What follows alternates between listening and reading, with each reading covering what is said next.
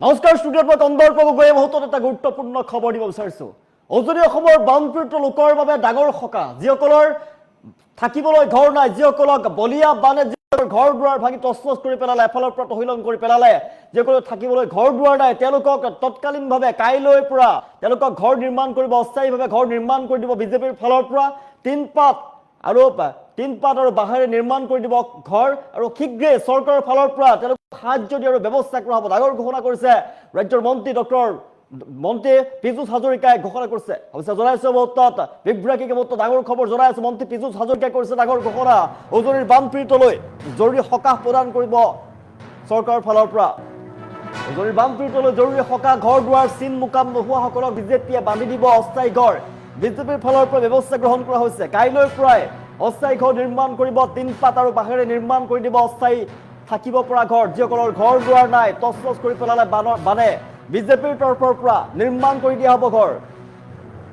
ডাঙৰ সকাহ উজনিৰ বানপীড়িত জনতাৰ বাবে, যিসকলৰ দুৰ্গতৰ এটাও ঘৰ নাই, যিসকলৰ ঘৰ সকলো বানে উটুৱাই লৈ গৈছে, সেই লোকসকলক অস্থায়ীভাৱে ঘৰ নিৰ্মাণ কৰি দিয়া হ'ব। আৰু ইতিমধ্যে চৰকাৰীভাৱে সাহায্য দিয়াৰ বাবে জৰীপ চলি আছে, চৰকাৰীভাৱেও সাহায্য প্ৰদান কৰা হ'ব। উজনিৰ বানপীড়িতলৈ জৰুৰী সকাহ, ডাঙৰ ঘোষণা কৰিছে মন্ত্ৰী পীযুষ হাজৰিকাই। বানপীড়িতৰ সহায়ৰ বাবে ইতিমধ্যে জৰীপ আৰম্ভ কৰিছে, তেওঁলোকক সাহায্য প্ৰদান কৰিব চৰকাৰৰ ফালৰ পৰা। কিন্তু কাইলৈৰ পৰাই তেওঁলোকক থাকিবৰ বাবে টিনপাত আৰু বাঁহেৰে নিৰ্মাণ কৰি দিয়া হ'ব অস্থায়ী ঘৰ। অস্থায়ী ঘৰত তেওঁলোকে থাকিব পাৰিব, যিসকলৰ ঘৰ দুৱাৰ ইতিমধ্যে বানত সকলোবিলাক হেৰুৱাই পেলাইছে উজনিৰ জনতাই। উজনিৰ তিনিখনকৈ জিলাৰ বানপীড়িত লোকসকলৰ একো নাই এতিয়া, তেওঁলোকৰ পশু পক্ষী ঘৰ দুৱাৰ সকলো তছনছ হৈ গৈছে, পশু পক্ষী মৃত্যু হৈছে, তেওঁলোকৰ আপোনজনক তেওঁলোকে হেৰুৱাই পেলাইছে। বৃহৎ সম্পত্তি, লাখ লাখ টকা, কোটি কোটি টকাৰ সা সম্পত্তি তেওঁলোকে হেৰুৱাই পেলাইছে। মাত্ৰ তেওঁলোকে সকলো সা সম্পত্তি হেৰুৱাই এতিয়া জীৱন নিৰ্বাহ কৰিবলগীয়া হৈছে। প্ৰাণ বচাই তেওঁলোকে বান শিবিৰত থাকিবলগীয়া পৰিৱেশৰ সৃষ্টি হৈছে। সকলোবিলাক হেৰুৱাই পেলালে, কিতাপ পত্ৰ, বাচন বৰ্তন, তেওঁলোকে যিমান আছিলে সা সম্পত্তি যিমান আছিলে, তেওঁলোকৰ ঘৰ দুৱাৰ পলস পৰিছে। এতিয়া থাকিব নোৱাৰা চাবনৰ অৱস্থা বিৰাজ কৰিছে। একাঠুৱে বুকুলৈকে তেওঁলোকৰ ঘৰত প্ৰৱেশ কৰিছে পলসে, আৰু চাৰিওফালে দুৰ্গন্ধ, তেওঁলোকৰ পশুধন হেৰুৱাই পেলালে, তেওঁলোকৰ সা সম্পত্তি, ধানৰ ভঁৰাল নোহোৱা হৈ গ'ল, খেতি পথাৰ নষ্ট হৈ পৰিছে, তেওঁলোকৰ আ অলংকাৰ বানে তেওঁলোকৰ আ অলংকাৰ তছনছ কৰি লৈ গ'ল। সকলোবিলাক চাৰিওফালে কেৱল এতিয়া আৰ্তনাদ দেখিবলৈ পোৱা গৈছে। দুখৰ মাজেৰে দিন সময় পাৰ কৰিছে এতিয়া বানাক্ৰান্ত লোকসকলে। বানাক্ৰান্ত লোকসকলৰ দুখৰ অৱস্থা আমি এইটো বৰ্ণনা কৰি বুজাব নোৱাৰোঁ। আমি দৃষ্টান্ত দেখুৱাই, যিসকলৰ দুৰ্গতৰ থাকিবলৈ ঘৰ নাই, এই পৰ্যন্ত যিসকলে শিবিৰত বাস কৰি আছে, তেওঁলোকৰ বাবে বিজেপিৰ ফালৰ পৰা অস্থায়ীভাৱে গৃহ নিৰ্মাণ কৰাৰ কথা তেওঁলোকে চিন্তা কৰিছে। কাইলৈৰ পৰাই অস্থায়ীভাৱে শিবিৰ নিৰ্মাণ কৰি দিব, ঘৰ নিৰ্মাণ কৰি দিব। যিসকলৰ থাকিবলৈ ঘৰ নাই, টিন আৰু বাঁহেৰে নিৰ্মাণ কৰি দিয়া হ'ব ঘৰ, তাতে যাতে যেতিয়ালৈকে তেওঁলোকৰ পূৰ্বৰ অৱস্থালৈ ঘূৰি নাহে, ধুনীয়াকৈ আগৰ অৱস্থালৈ যাতে ঘূৰি নহাৰ পৰ্যন্ত তেওঁলোকে অস্থায়ী ঘৰতে থাকিব পাৰিব। দুৰ্গতৰ এটাও ঘৰ থাকিবলৈ যিসকলৰ নাই, যিসকলে বানপীড়িত লোকে বানত আবতৰীয়া বানে সকলোবিলাক যিহেতু তছনছ কৰি পেলাইছে, থাকিবলৈ ঘৰ নাইকিয়া হৈছে, পলস পৰিছে, এবুকুলৈকে পলস পৰিছে, যি মানুহৰ পলস পৰিছে, ঘৰ দুৱাৰ সকলো ভাঙি তছনছ কৰি পেলাইছে, থাকিবলৈ ঘৰ নাই, অস্থায়ী শিবিৰ পাতি তেওঁলোকে ত্ৰিপালেৰে শিবিৰ পাতি থাকিবলগীয়া পৰিৱেশৰ সৃষ্টি হৈছে ৰাজপথতেই। তেওঁলোকৰ বাবে বিজেপিৰ ফালৰ পৰা সিদ্ধান্ত গ্ৰহণ কৰিছে, গুৰুত্বপূৰ্ণ সিদ্ধান্ত গ্ৰহণ কৰিছে। তেওঁলোকৰ বাবে ডাঙৰ সকাহ, উজনিৰ বানপীড়িত জনতাৰ বাবে ডাঙৰ সকাহ, অস্থায়ীভাৱে গৃহ নিৰ্মাণ কৰি দিয়া হ'ব। আৰু বিজেপিৰ ফালৰ পৰা গৃহ নিৰ্মাণ কৰি দিয়া হ'ব বুলি ঘোষণা কৰিছে মন্ত্ৰী পীযুষ হাজৰিকাৰ ফালৰ পৰা। উজনিৰ বানপীড়িতলৈ জৰুৰী সকাহ প্ৰদান কৰা হৈছে। কাইলৈৰ পৰাই কামত লাগি যাব। কাইলৈৰ পৰা কেৱল থাকিব পৰাকৈ নিৰ্মাণ কৰি দিয়া হ'ব অস্থায়ী ঘৰ, সেই ঘৰতে থাকিব পাৰিব।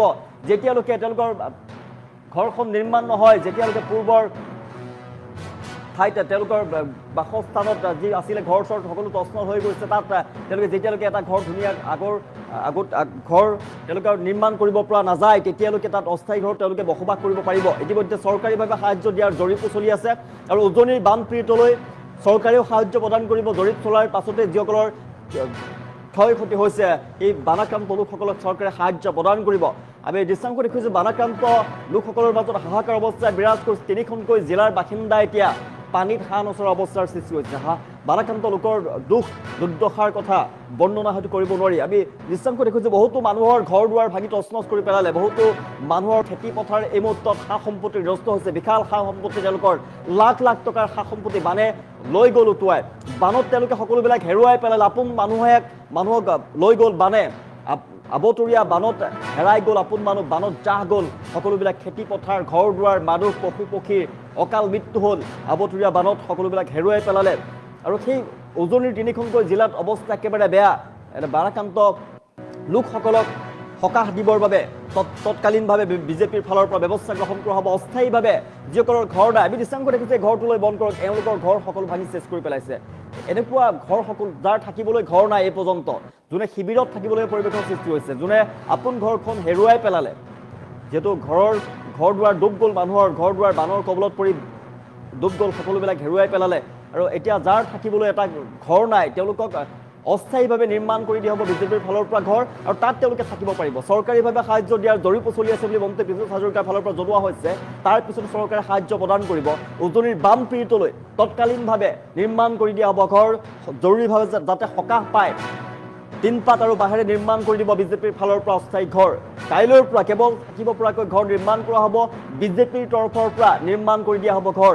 আৰু এই ঘোষণা কৰিছে মন্ত্ৰী পীযুষ হাজৰিকাই। যিসকল দুৰ্গতৰ এটাও ঘৰ নাই, বানে সকলোবিলাক তছনছ কৰি পেলালে, থাকিবলৈ ঘৰ নাই, তেওঁলোকে ত্ৰিপাল তৰি থাকিবলগীয়া পৰিৱেশৰ সৃষ্টি হৈছে। ৰাজপথত তেওঁলোকে দিন সময় পাৰ কৰিছে, গেলা গৰমত তেওঁলোকে সময় পাৰ কৰিবলগীয়া পৰিৱেশৰ সৃষ্টি হৈছে, থাকিবলৈ তেওঁলোকৰ ঘৰ নাই, হাহাকাৰ অৱস্থা। আৰু সেইসকলক সকাহৰ বাবে ব্যৱস্থা গ্ৰহণ কৰিব বিজেপিৰ ফালৰ পৰা গুৰুত্বপূৰ্ণ ব্যৱস্থা গ্ৰহণ কৰা হৈছে। তেওঁলোকৰ সকাহৰ বাবে কাইলৈৰ পৰা ঘৰ নিৰ্মাণ কৰি দিয়া হ'ব, টিনপাত আৰু বাঁহেৰে নিৰ্মাণ কৰি দিয়া হ'ব ঘৰ। গতিকে আমি চৰকাৰৰ ফালৰ পৰা যিমানখিনি পাৰিছোঁ সহায় কৰি আছোঁ।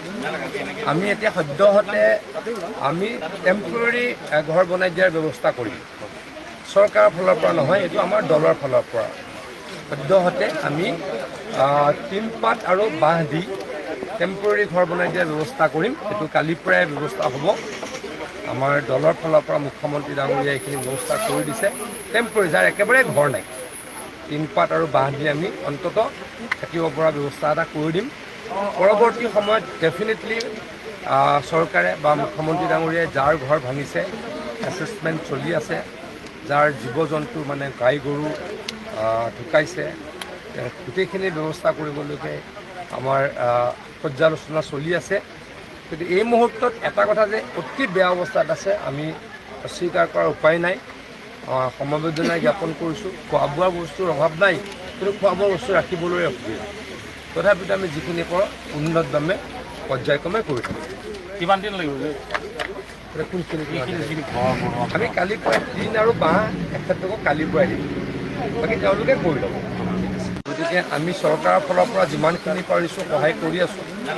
আমি এতিয়া সদ্যহতে আমি টেম্পৰেৰী ঘৰ বনাই দিয়াৰ ব্যৱস্থা কৰিম। চৰকাৰৰ ফালৰ পৰা নহয়, এইটো আমাৰ দলৰ ফালৰ পৰা। সদ্যহতে আমি টিনপাত আৰু বাঁহ দি টেম্পৰেৰী ঘৰ বনাই দিয়াৰ ব্যৱস্থা কৰিম। এইটো কালিৰ পৰাই ব্যৱস্থা হ'ব। আমাৰ দলৰ ফালৰ পৰা মুখ্যমন্ত্ৰী ডাঙৰীয়াই এইখিনি ব্যৱস্থা কৰি দিছে। টেম্পৰেৰী যাৰ একেবাৰে ঘৰ নাই, টিনপাত আৰু বাঁহ দি আমি অন্ততঃ থাকিব পৰা ব্যৱস্থা এটা কৰি দিম। পৰৱৰ্তী সময়ত ডেফিনেটলি চৰকাৰে বা মুখ্যমন্ত্ৰী ডাঙৰীয়াই যাৰ ঘৰ ভাঙিছে, এছেছমেণ্ট চলি আছে, যাৰ জীৱ জন্তু মানে গাই গৰু ঢুকাইছে, গোটেইখিনি ব্যৱস্থা কৰিবলৈকে আমাৰ পৰ্যালোচনা চলি আছে।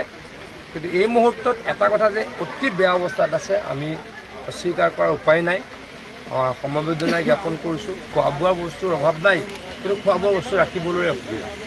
তথাপিতো আমি যিখিনি কৰোঁ উন্নত দামে পৰ্যায়ক্ৰমে কৰি থাকোঁ। কিমান দিন লাগিব? আমি কালিৰ পৰাই টিন আৰু বাঁহ এখেতলোকক কালিৰ পৰাই দিম, বাকী তেওঁলোকে কৰি ল'ব। গতিকে আমি চৰকাৰৰ ফালৰ পৰা যিমানখিনি পাৰিছোঁ সহায় কৰি আছোঁ। আমি এতিয়া সদ্যহতে আমি টেম্পৰেৰী ঘৰ বনাই দিয়াৰ ব্যৱস্থা কৰিম। চৰকাৰৰ ফালৰ পৰা নহয়, এইটো আমাৰ দলৰ ফালৰ পৰা। সদ্যহতে আমি টিনপাত আৰু বাঁহ দি টেম্পৰেৰী ঘৰ বনাই দিয়াৰ ব্যৱস্থা কৰিম। এইটো কালিৰ পৰাই ব্যৱস্থা হ'ব। আমাৰ দলৰ ফালৰ পৰা মুখ্যমন্ত্ৰী ডাঙৰীয়াই এইখিনি ব্যৱস্থা কৰি দিছে। টেম্পৰেৰী যাৰ একেবাৰে ঘৰ নাই, টিনপাত আৰু বাঁহ দি আমি